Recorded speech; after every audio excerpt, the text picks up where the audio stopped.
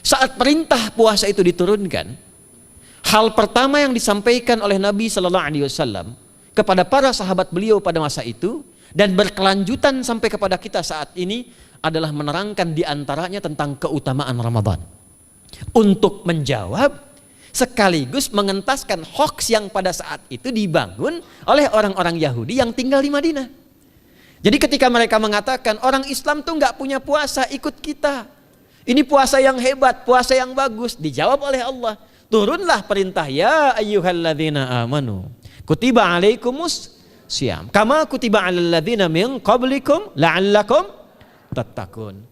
Setelah itu apa yang terjadi? Buka Sahih Al-Bukhari, kitab yang ke-30, Kitabus Shaum, posisi hadis yang nomor yang kedua di topik ini, riwayat dari Talhah bin Ubaidillah radhiyallahu taala anhu qala Rasulullah sallallahu alaihi wasallam. Perhatikan, ini kalimat pertama yang disampaikan Nabi menyambut kewajiban puasa. As-siyamu junnatun fala yarfuth wala yajhal wa in imru'un qatalahu aw syatamahu falyaqul inni sha'imun marwataini. La khulufu famis sha'imi atyabu 'indallahi yaumal qiyamati min rihil miski yatruku ta'amahu wa syarabahu wa syahwatahu min ajli. Ini poinnya. As-siyamu li wa ana ajzi bihi wal hasanatu bi asyri amthaliha.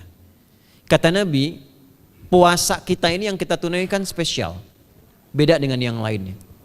Jadi ketika Yahudi mengatakan puasa kami ini puasa yang hebat, yang bagus, yang diikuti oleh umatnya Muhammad sallallahu alaihi wasallam, turun ayat, komentar Nabi pertama apa? Puasa kita kepada para sahabat, kepada kita semua, ini puasa yang spesial. As-siyamu. Lihat diksinya. Awas Pak ya, Ibu jangan salah baca. As-siyam, bukan asyab. As-siyam. Disebutkan 9 kali dalam Al-Quran. Ada as-saum, ada as-siyam, itu beda. Kalau saum, sekali disebutkan dalam Al-Quran, surah 19 ayat 26. Saum itu masih umum, kata umum untuk menunjuk kata imsak, menahan secara umum. Bisa berarti puasa yang ada ketentuan aturan, bisa berarti menahan secara singkat, apa saja yang bersifat menahan, itu saum namanya. Contoh Sayyidah Maryam misalnya, beliau masih makan. Ya, ayat 24, 25 itu masih makan. Goyangkan pohon korma, jatuh kormanya, makan kormanya. Mau minum, ambil airnya, minum. Masih makan, masih minum. Cuman diminta untuk saum. Apa saumnya? Inni nadhartu lirrahmani sauma falam ukallimal yauma insiya. Jangan bicara pada siapapun. Kamu dituduh, kamu berzina, jangan jawab. Biarkan bayinya yang bicara, dan itu mukjizat pertama untuk Isa alaihi salam. Itu nanti dimulai di ayat 31 sampai 33 di surah Maryam, surah 19. Tapi beliau diperintahkan saum. Saumnya apa? Jangan bicara. Jadi kalau bapak masih makan, masih minum, cuman gak mau bicara dulu sama ibu, itu saum. Mau kemana Bi? Kok gak jawab? Kenapa gak bicara? Sedang saum. Saum apa? Gak mau bicara sama mama. Itu bicara, contoh. Itu saum. Kalau siam, 9 kali disebutkan dalam Al-Quran, itu khusus, spesifik.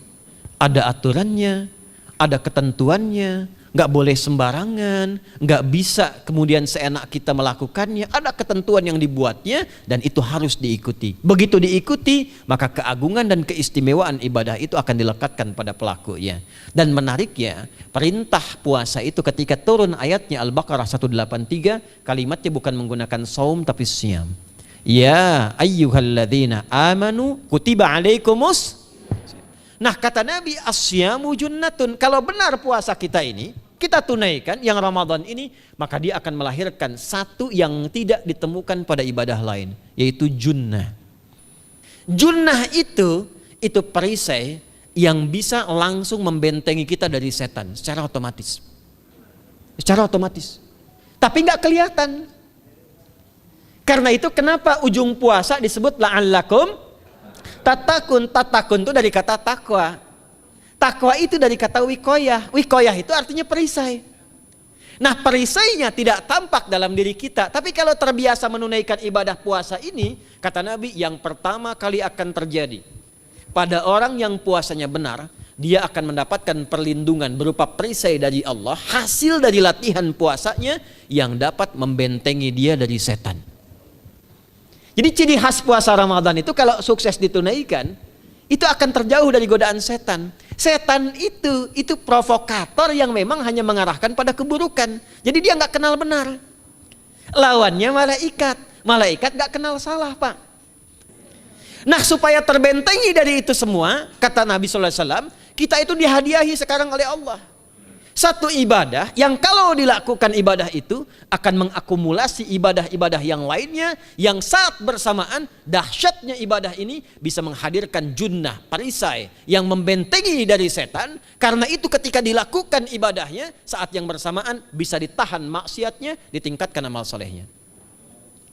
Setan kan ngajaknya pada yang salah kan? Malaikat ngajak pada yang soleh. Ramadan itu keutamaannya kalau sudah tiba Ramadan, itu selalu kita terdorong pada yang saleh dan tertahan untuk yang salah. Itu hebatnya puasa Ramadan.